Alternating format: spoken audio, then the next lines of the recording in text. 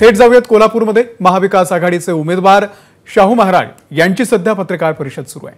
सर्व मित्र पक्ष विशेषतः महाविकास आघाडी या पक्षांचे सर्व नेते त्यांचे प्रथम आभार मानतो। काँग्रेसचे मल्लिकार्जुन खरगे साहेब, सोनिया गांधी, राहुल गांधी आणि आपले प्रांताध्यक्ष अध्यक्ष, आणखीन त्याचबरोबर राष्ट्रवादी पक्षाचे पवारसाहेबांच्या गटाचे शरद पवारजी साहेब, तसंच कालच भेटून गेलेले आणि आपले शिवसेना ठाकरे गटाचे आपले उद्धव ठाकरेजी आणि सर्व हे नेते, आणि त्याचबरोबर जनतेचा आग्रह होता आणि जनतेच्या आग्रहास्तव मी आज तुमच्या पुढं बसलो आहोत। या सर्वांचे मनपूर्वक आभार। कोल्हापूरच्या जनतेला खूप अपेक्षा आहेत आपल्याकडे, त्या अपेक्षा येणाऱ्या काळामध्ये कशा पद्धतीने पूर्ण केल्या जातील त्याच्याबद्दल थोडं बोलतो।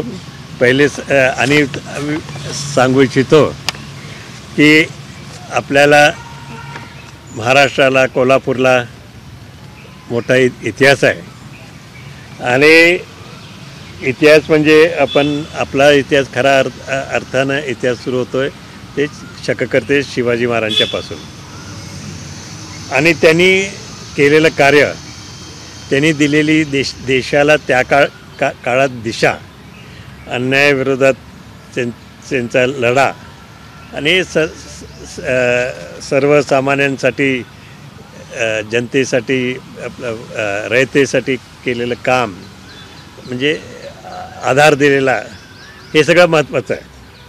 तसं आधुनिक काळात आपण जर आला तर निश्चितच छत्रपती शाहू महाराजांचं कार्य, त्यांचं समतेचं कार्य, त्यांचं शिक्षणाचं कार्य वगैरे अशा अनेक त्यांच्या ज्या गोष्टी आहेत त्यांच्या कार्यावर प्रभावित होऊन आपण इथं आलो आहे आणि तोच विचार मला वाटतं जनतेमध्ये सुद्धा आहे। आपला फुले, आंबेडकर यांचासुद्धा मोठा प्रभाव माझ्यावर आहे आणि त्यांचे सर्वांचे विचार पुढे नेण्याचं काम माझं राहणार आहे। तसंच मग आपण येतोय अनेक हे विषय झाल्यावर विकासाकडे। विकास हे सर्व पक्षांचा हेतू एकच असतोय, सर्व पक्षांचा, पण कशाला प्रायोरिटी द्यायची, कशाला प्रायोरिटी मागे ठेवायचं आणि प्रायोरिटीचे इश्यूज घेऊन आपण जास्तीत जास्त कार्य करण्याच्या दृष्टिकोनातून सगळे विकास कामाच्याकडे लक्ष देणं अत्यंत गरजेचं आहे। तर विकास हा सातत्याने होत राहतोय, कोणासाठी थांबत नसतोय, सातत्याने चालूच असतोय, पण त्याला गती देणे, त्याला दिशा देणे हे काम आपला प्रयत्न राहील। तसंच शाहू फुले आंबेडकरांचा समतेचा विचार जर आपण विचार घेतला तर फार महत्त्वाचा आहे आणि सगळे समाज, सगळ्या समाजांचं आपलं काम करणं आपलं कर्तव्य आहे। सगळ्यांना आपल्याबरोबर घेणं आपलं कर्तव्य आहे आणि सगळेच आपल्याबरोबर शाहू महाराजांनी त्यावेळेस दिशा दिली आहे त्या दिशेप्रमाणे आपण चालणार। आजची आपली उमेदवारी जी आहे ती त्या दिशेनं शाहू महाराजांच्या विचारांना जात नाही आहे सगळे, म्हणून आपण उमेदवार म्हणून समोर आलात का? कारण आपली फारशी इच्छा वर्षभरापूर्वी नव्हती। केव्हा नव्हती? वर्षभरापूर्वी चर्चा झाल्यानंतर नाही, बघू म्हणजे आता कसं होतं की राजकारणात प्रत्यक्षात डायरेक्टली नव्हतो, एवढं आहेच आहे, पण पेरिफेरीवर म्हणजे त्याच्या बाउंड्रीवर सातत्याने होतच आहे। तर त्या दृष्टिकोनातून असा विचार चालायचाच नेहमी, परंतु सगळे आपले आपले काम करत होते, आपले चांगलं त्यातल्या त्यात काही ना काही चालू होतं, तर तेव्हा आवश्यकता वाटली नाही. आता कदाचित जनतेला असं वाटलं असेल की आता आपण एका स्तरावर आलो आहे जिथं माझी आवश्यकता आहे. मी असं स्वतःला महत्त्व देण्याचं माझी इच्छा नाही आहे, परंतु त्यांना असं वाटलं असणार की हीच वेळ आहे आता महाराजांनी याच्यामध्ये लक्ष जास्त घालायची, आणि त्यामुळे जनतेच्या रेटेमुळे हा प्रश्न उद्भवला. नेमकं काय कारण आहे वाटतं की आता गरज पडली असावी, जसं तुम्ही म्हटलं की अनेकांना वाटली असावी, नेमकं काय सुरू होतं? आता तुमच्या माध्यमातून, सगळ्यांच्या इलेक्ट्रॉनिक माध्यमातून, प्रिंट माध्यमातून, जनतेकडून अनेक ठिकाणी अनेक लोकांना जिथं भेटत होतं त्यांचा हा विचार पुढे येत होता, आणि त्यांच्या सर्वांच्या, आपल्या सर्वांच्या विचारामुळे हा निर्णय मला घ्यावा लागला. तुमच्या उमेदवारीसाठी शिवसेनेनं तुमच्यासाठी त्याग केला, तुम्हाला जागा दिली, तुमचा सन्मान वाढवला. एकूणच तुमची उमेदवारी आणि ह्या सर्वपक्षीय महाविकास आघाडीच्या नेत्यांची मोठ पाहून तुम्ही कशा पद्धतीनं पुढं वाटणार, आणि काल उद्धव ठाकरे आले, तुम्हाला नेमका काय कारण? कालच आपण पाहिलं आहे की पुरोगामी विचाराच्या लोकांनी एकत्र येऊन काम करायची आता गरज आहे. सगळे एकट्यांनी जर लढायचा प्रयत्न केला तर यशस्वी ते होणं कठीण होईल. म्हणून सर्व पुरोगामी विचाराचे लोकांनी, आणखी पक्षांनी एकत्र येण्याची आवश्यकता आहे. म्हणूनच आता इथं महाराष्ट्रामध्ये त्यासाठी महाविकास आघाडीची निर्मिती झालेली आहे, आणि महाविकास आघाडीमध्ये 3 प्रमुख पक्ष आहे आणि अनेक पोटपक्षसुद्धा सहभागी असतील किंवा होतील अशी आशा आहे. तर सर्व मित्रपक्ष, विशेषतः महाविकास आघाडी या पक्षांचे सर्व नेते, त्यांचे प्रथम आभार मानतो मी. काँग्रेसचे मल्लिकार्जुन खरगे साहेब, सोनिया गांधी, राहुल गांधी आणि आपले प्रांताध्यक्ष अध्यक्ष, आणखीन त्याचबरोबर राष्ट्रवादी पक्षाचे पवारसाहेबांच्या गटाचे शरद पवारजी साहेब, तसंच कालच भेटून गेलेले आणि आपले शिवसेना ठाकरे गटाचे आपले उद्धव ठाकरेजी आणि सर्व हे नेते, आणि त्याचबरोबर जनतेचा आग्रह होता, आणि जनतेच्या आग्रहास्तव मी आज तुमच्या पुढं बसलो आहोत. या सर्वांचे मनपूर्वक आभार. कोल्हापूरच्या जनतेला खूप अपेक्षा आहेत आपल्याकडे, त्या अपेक्षा येणाऱ्या काळामध्ये कशा पद्धतीने पूर्ण केल्या जातील? त्याच्याबद्दल थोडं बोलतो.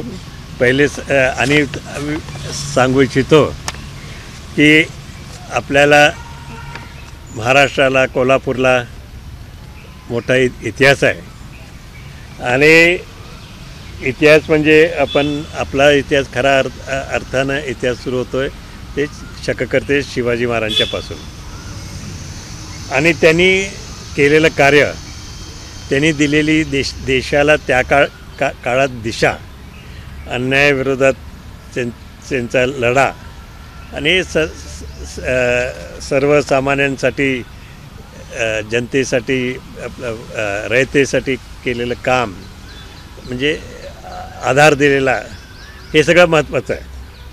तसं आधुनिक काळात आपण जर आला तर निश्चितच छत्रपती शाहू महाराजांचं कार्य, त्यांचं समतेचं कार्य, त्यांचं शिक्षणाचं कार्य वगैरे अशा अनेक त्यांच्या ज्या गोष्टी आहेत त्यांच्या कार्यावर प्रभावित होऊन आपण इथं आलो आहे, आणि तोच विचार मला वाटतं जनतेमध्ये सुद्धा आहे.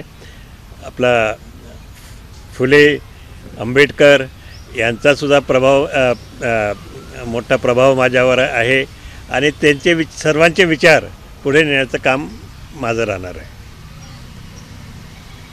तसंच मग आपण येतो अनेक हे विषय झाल्यावर विकासाकडे. विकास हे सर्व पक्षांचा हेतू एकच असतो आहे, सर्व पक्षांचा. पण कशाला प्रायोरिटी द्यायची, कशाला प्रायोरिटी मागे ठेवायचं आणि प्रायोरिटीचे इश्यूज घेऊन आपण जास्तीत जास्त कार्य करण्याच्या दृष्टिकोनातून सगळे विकास कामाच्याकडे लक्ष देणं अत्यंत गरजेचं आहे. तर विकास हा सातत्याने होत राहतो आहे, कोणासाठी थांबत नसतो आहे, सातत्याने चालूच असतो आहे.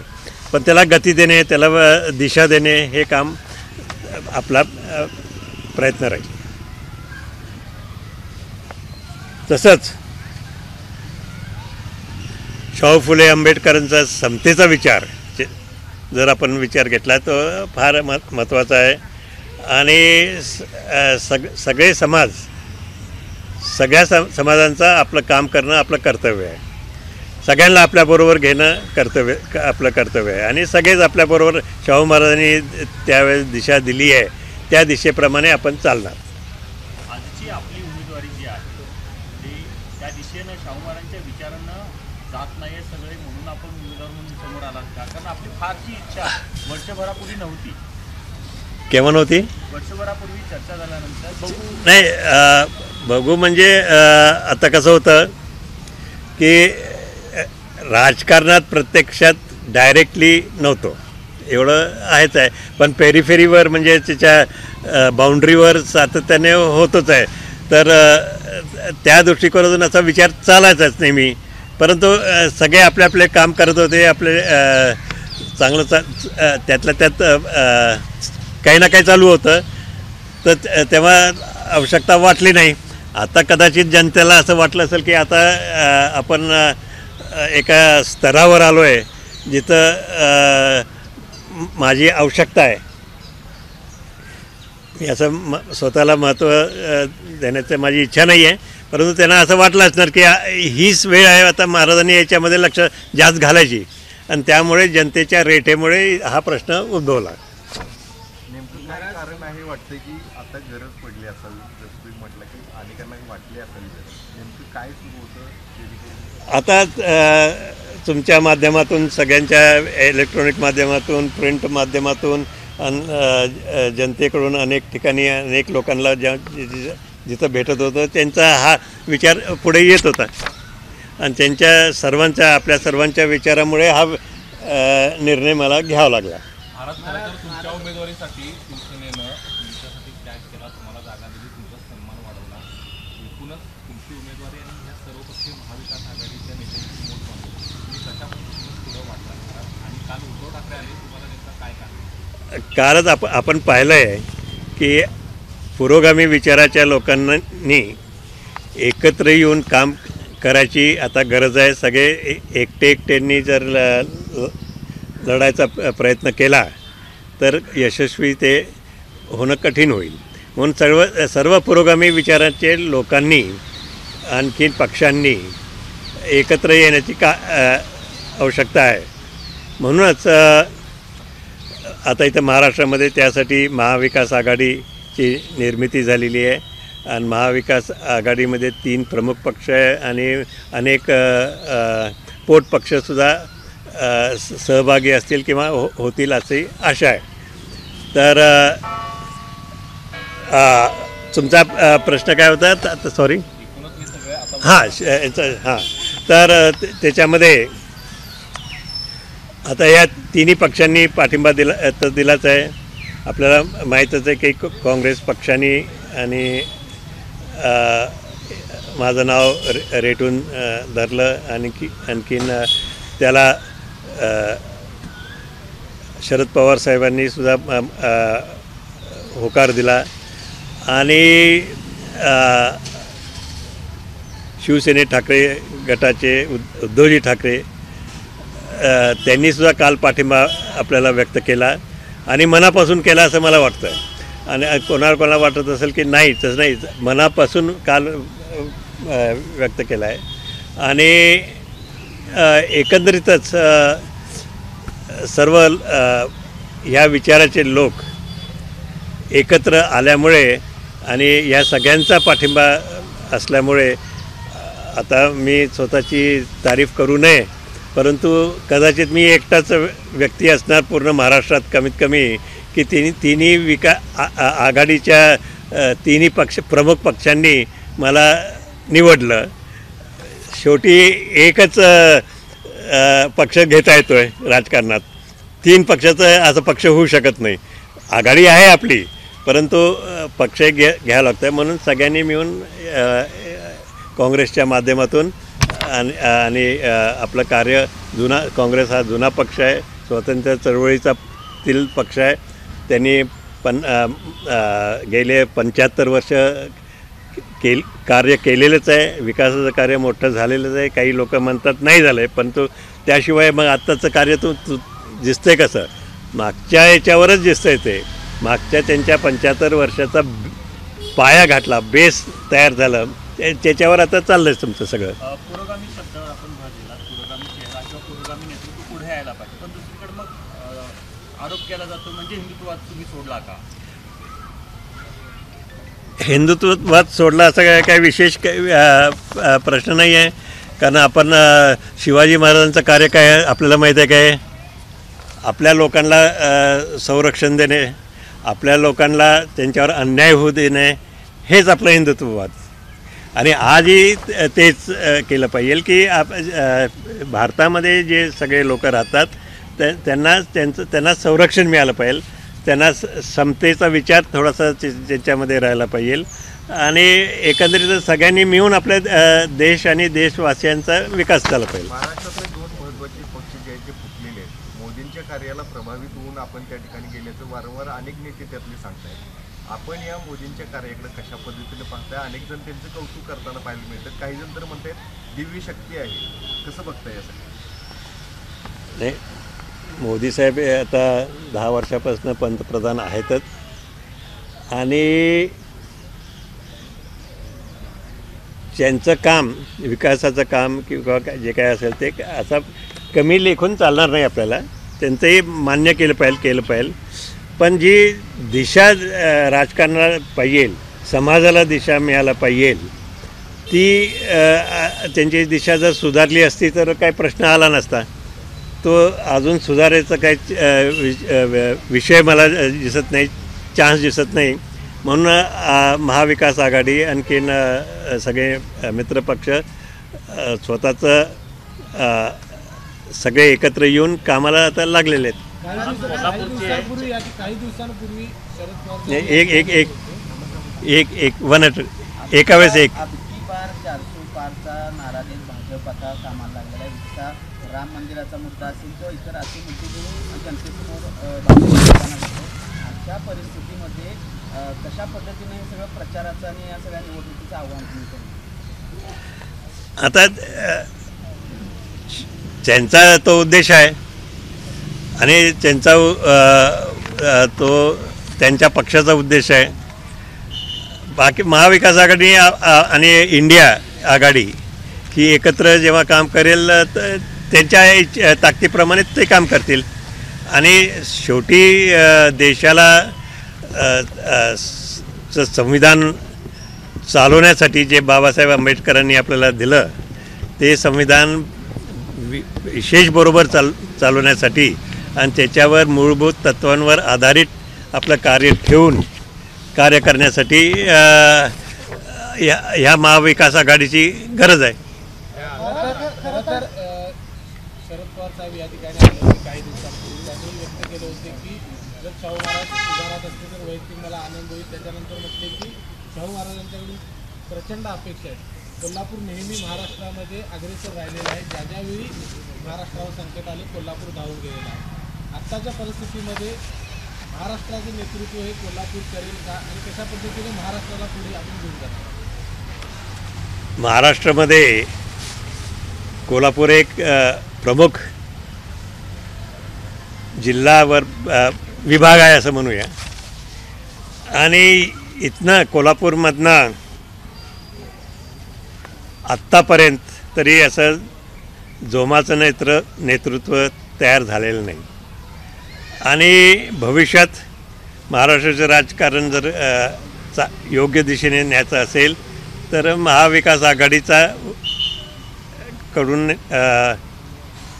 प्रयत्न निश्चित आवश्यकता आहे आणि त्यासाठी कोल्हापूर नेतृत्व देईल अशी अपेक्षा करायला काहीच हरकत नाही. देश पातळीवरती किंवा राज्य पातळीवरच्या प्रश्नापेक्षा स्थानिक प्रश्न सुद्धा महत्त्वाचे आहेत. स्थानिक प्रश्नाला तुमच्या प्रचार कुठल्या प्राधान्य असेल किंवा आत्ताच्या खासदारांच्या कामाचं मूल्यमापन करत असताना आपण कुठल्या प्रचाराच्या मुद्द्यावर नाही, पहिले म्हणजे आत्ता जे खासदार आहेत त्यांच्याबद्दल मला काही बोलायचं नाही. त्यांचं मूल्यमापन सुद्धा मला करायचं नाही आहे. पुढे बोला. आता तुम्हाला कोल्हापूरचे कुठले प्रश्न महत्त्वाचे वाटतात की त्याच्यावर तुम्हाला काम करायचं आहे? हां, आता आहेत, पुष्कळ मुद्दे आहेत आणि तुमच्याकडनं मी नवीन ऐकून घेणार आहे. त्या मध्ये आज संध्याकाळी एक हा विषय आपण घेणार आहोत पंचगंगेच्या प्रदूषणासंबंधी आणि तो एक मोठा मुद्दा आहे. अनेक स्थानिक मुद्दे पुष्कळ येतीलच आपल्यापुढं आणि तुमच्याकडनं मी शिकणार आहे ना. जसं रेल्वे महामार्गामध्ये किंवा तीर्थक्षेत्र आराखडा असं आणि काय नवीन मुद्दे आहेत? रेल्वेचे सुद्धा अनेक प्रश्न आपल्यापुढं आहेतच अजून जे प्रलंबित राहिलेले आहेत. इथनं कोकणाला जोडण्याची रेल्वे, इथनं आपलं मिरजेपर्यंत दुसरी लाईन टाकण्याचे मुद्दे आहेत. आपल्या जास्तीत जास्त कनेक्टिव्हिटी आपली झाली पाहिजे. फक्त दिल्लीपर्यंत असं नाही पण पूर्वेकडं सुद्धा समजा कलकत्त्याकडं सुद्धा झाली पाहिजे. इकडं सगळीकडं कनेक्टिव्हिटी जशी आता इतर ठिकाणी व्हायला लागली तशी इथं कोल्हापूरपासून झालीच पाहिजे. एअरपोर्टचा मुद्दा आहे. एअरपोर्टचं आता घाईघाईने सगळं चाललं आहे. चांगलं झालं आहे. घाईघाईने करून काय असे ना पण सुरुवात झाली आहे. अजून जमीन संपादनाचं काम राहिलेलं आहे बाकी आणि ते झाल्यावर मग धावपट्टी मोठी होईल. धावपट्टी मोठी झाल्यानंतर मग आणि कनेक्टिव्हिटी वाढेल. अशा तऱ्हेने एअरपोर्टला राजाराम छत्रपती महाराजांचं नाव देण्याचं अजून मागेच पडतं आहे. का पडतं आहे अजून मला समजलं नाही. अशा तऱ्हेचे अनेक प्रश्न आहेत.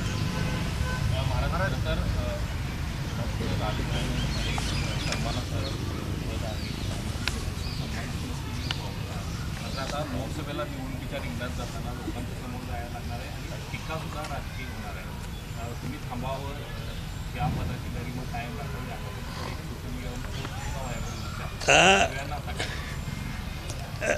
एकदा याच्यात उतरलं तर टीका होणारच. टीका झाली तर झाली. सगळं लक्ष द्यायची काही आवश्यकता नाही.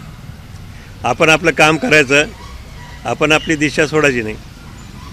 त्याला जमूनच नसणार. तुमची उमेदवारी जाहीर झाल्यानंतर मान गादीला पण मोदीला अशा पद्धतीचा काही प्रकार सुरू असल्याचं पाहिजे. काही लोकांना तसं वाटत असेल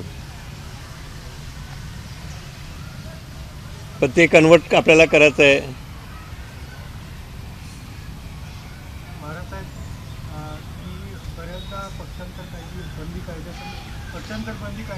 होय, ते आता जर सर आपण आता महाराष्ट्राची स्थिती जर पाहिली तर एवढं अस्थिर महाराष्ट्र मी 60 वर्षात काही बघितलं नाही. जेव्हापासून मला आठवतं तेव्हापासून. तर 60 वर्षात अस्थिर महाराष्ट्र एवढं नसल्यामुळे आपला प्रश्न पक्षांतर. तर अस्थिर का झाला? अस्थिर का झाला तर मला तर वाटतं आहे पक्षांतर बंदी कायदा हा फेल गेलेला आहे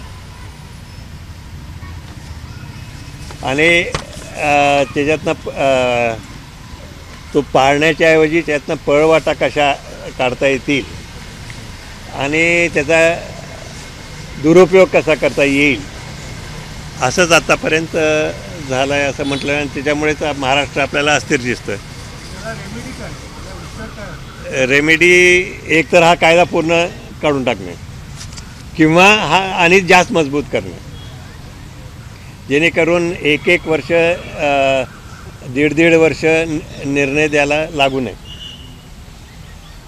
असं बोलले जाते की ज्या पद्धतीनं आता केंद्रातला राज्यकारभार सगळ्यात सुरू आहे, हा असाच जर चालू राहिला, केंद्रामध्ये आता सुरू आहे असं जर चालू राहिलं तर पुढच्या निवडणुकात देशामध्ये होणार नाहीत, अशा पद्धतीचं एक टीका आहे ती देखील केली जाते. त्याबद्दल आपलं काय निरीक्षण आहे? टीका केली जाते, निश्चित टीका केली जाते, परंतु आपलं संविधान एवढा पक्का आहे की त्याला बाबासाहेब आंबेडकरांनी जे आपलं संविधान दिलं आहे, त्यांच्या कमिटीने दिलं आहे आणि जे आज चालूच आहे, तर त्याच्याप्रमाणे त्याच्यावर आक्रोश होऊ शकतो आहे, त्यांच्यावर अटॅक होऊ शकतो आहे, परंतु ते पूर्णपणे मोडता येणं कठीण आहे. मोडता आलं तर मग लोकशाही राहिलीच नाही. तर तसं करणं त्यांना कठीण जाईल. प्रयत्न जरी त्यांचा तसा असेल तरी ते करणं तसं कठीण जाईल. मात्र महाराज हे संविधान मोठ्यामध्ये कुठं 400 पार आकडा नेण्याचा प्रयत्न जो आहे तो भाजप करताना दिसत आहे की टीका जी आहे ती केली जाते विरोधकांकडून. 400 पार आकडा जे आहे तो संविधान बदलण्यासाठीच केली जात आहे असं नाही. नाही, संविधान अर्थात जेव्हा ज्याची ताकद एकतर्फी होती आहे, कुठल्याही पक्षाची लोकशाहीचा आपण जर विचार केला जगभर, जेव्हा एका पक्षाकडे सगळी ताकद राहते तेव्हा त्यांना ते संविधान बाजूला फेकून देता येतं, बाजूला फेकून देण्यात सहजासहजी टाकून देता येतं. तसं होऊ द्यायचं नाही आहे, हे आपला सर्वांचा उद्देश आहे.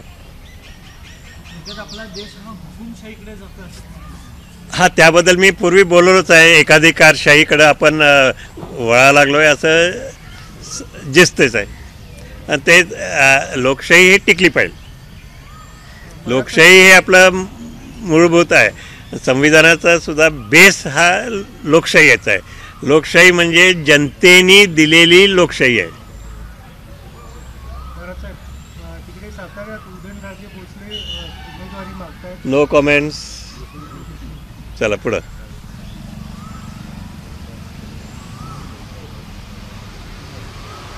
महाराज, एक प्रश्न उपस्थित केला जातोय संभाजीराजांच्या संदर्भात.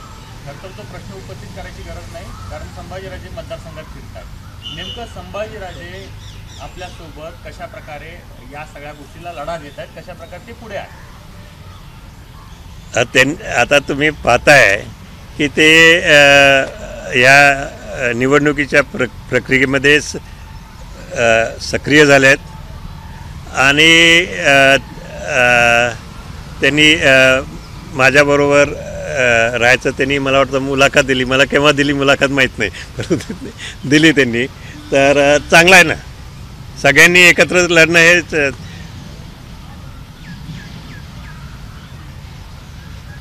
महाराज, आता खऱ्या अर्थानं प्रचाराची रणनीती आखली जाईल, प्रचाराला सुरुवात होईल. प्रचाराचा शुभारंभ कधी होणार आहे, काय त्याचं प्लॅनिंग आहे? प्रचाराचा शुभारंभ वगैरे हे आपले जिल्हा काँग्रेसचे अध्यक्ष आहेत आणि त्यांचे विकास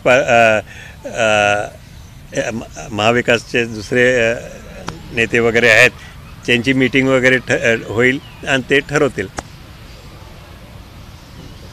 पूर्वी आपण एकदा म्हटलं होतं की मला खासदार व्हायची इच्छा होती, आता ती पूर्ण होताना दिसते. कसं वाटेल, काय फीलिंग? 20-25 वर्षापूर्वी प्रयत्न झालेला होता ना, झालेला होता माझा प्रयत्न. त्याच्यानंतर मग ठरवलं नाही तर नाही. पण आता तुम्ही सगळे मागे लागले म्हणून मी आहे तुमच्यापुढे. महाराज, काल संभाजीराजे या भेटीदरम्यान नव्हते, त्यामुळं अनेक चर्चा या ठिकाणी सुरू झाल्या होत्या. संभाजीराजे काल उद्धव ठाकरे असताना नाही, तसं आता काही नाही आहे. त्या याच्यावर त्यांचा प्रोग्राम ठरला होता आणि ते तिकडं ते कामावरच तिकडं गेलेले आहेत. येतील ना ते सगळेच एकत्रच राहणार.